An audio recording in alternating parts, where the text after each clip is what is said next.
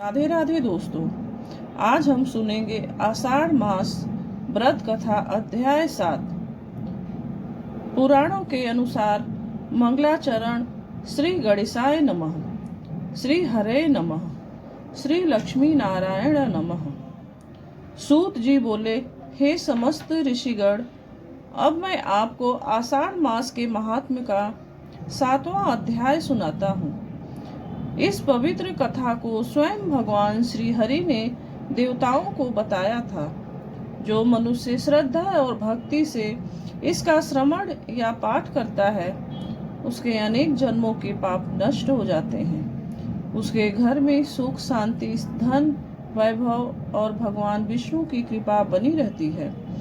एक समय देवर्षि नारद ने भगवान विष्णु से विनय पूर्वक पूछा, हे जगत पालक, आषाढ़ मास में कौन सा ऐसा धर्म है जिससे मनुष्य को समस्त यज्ञों, दानों और तपस्याओं का फल सहज ही प्राप्त हो जाए।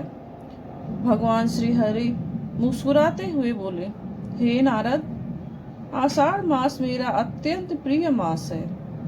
इस मास में जो मनुष्य ब्रह्म मुहूर्त में उठकर स्नान करता है, तुलसी और पीपल का पूजन करता है, मेरे नाम का कीर्तन करता है तथा दीन दुखियों की सेवा करता है, उसे मैं अपने परम धाम का अधिकारी बना देता हूँ। नारद जी ने पुनः पूछा, प्रभु, क्या कोई ऐसी कथा है जिससे यह सिद्ध हो कि केवल श्रद्धा और भक्ति से भी आपका अनुग्रह प्राप्त किया जा सकता है? भगवान बोले, हे नारद, प्राचीन समय में एक नगर में धर्मपाल नाम का एक निर्धन ब्राह्मण रहता था। वह अत्यंत सत्यवादी और धर्मनिष्ठ था, परंतु उसके पास धन का अभाव था। उसकी पत्नी भी पतिव्रता और भगवान विष्णु की परम भक्त थी। दोनों प्रतिदिन भगवान का स्मरण करते और जो कुछ भी प्राप्त होता उसी में संतोष पूर्वक जीवन व्यतीत करते थे। एक वर्ष आषाढ़ मास के आगमन पर नगर में एक महात्मा पधारे। उन्होंने लोगों को आषाढ़ मास के व्रत, दान और भगवान विष्णु की भक्ति का महत्व बताया।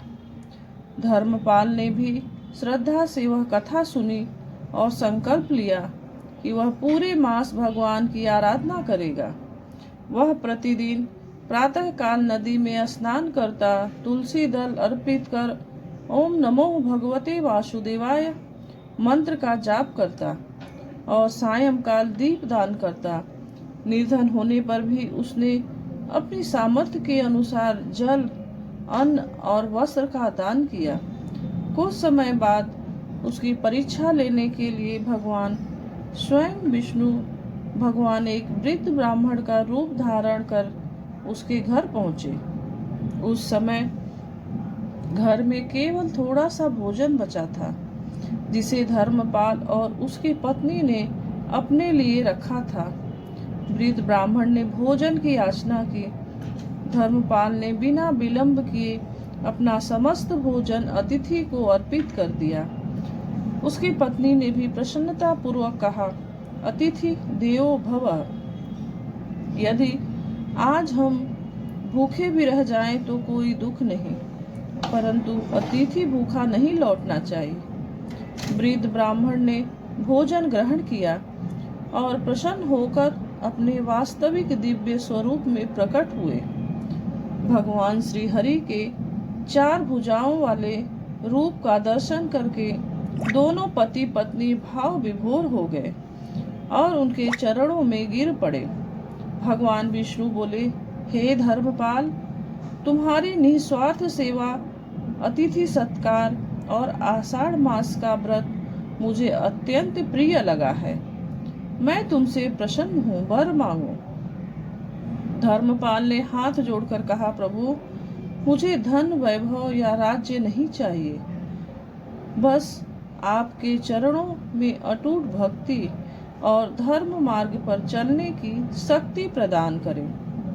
भगवान विष्णु ने कहा, तुम्हारी यही निष्काम भावना तुम्हें महान बनाती है।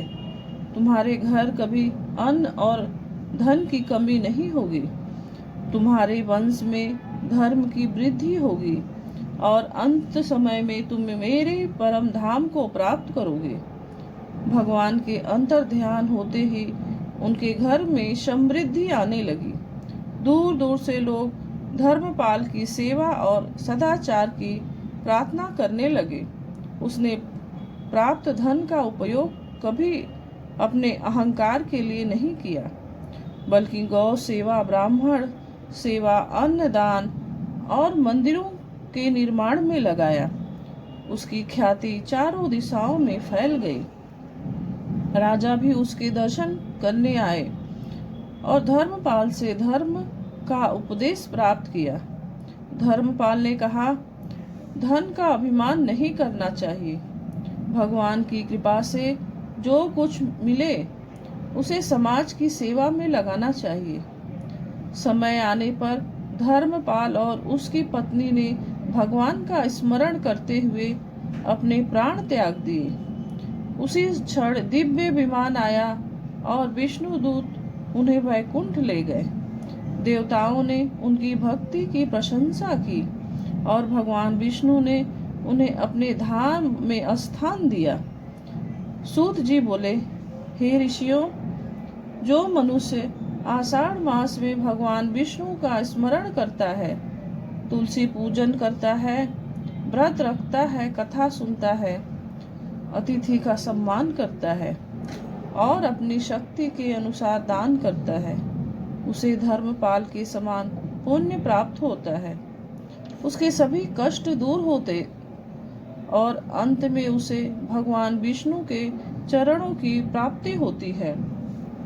इस प्रकार यह स्पष्ट है कि भगवान बाहरी वैभव से नहीं, बल्कि निष्कपट श्रद्धा, सेवा, दया और भक्ति से प्रसन्न होते हैं। आषाढ़ मास का प्रत्येक दिन साधना, सेवा और सत्कर्म के लिए अत्यंत शुभ माना गया है।